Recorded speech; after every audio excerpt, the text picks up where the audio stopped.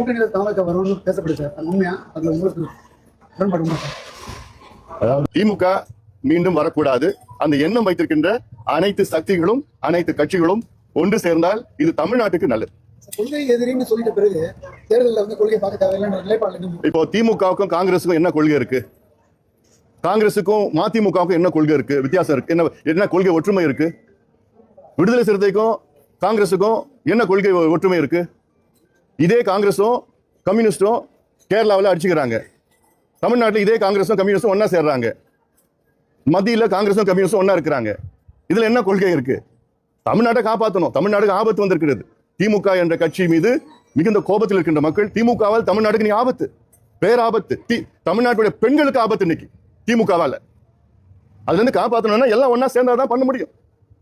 அதனால ஒருமித்த கருத்து, இது ஒருமித்த கொள்கை கிடையாது.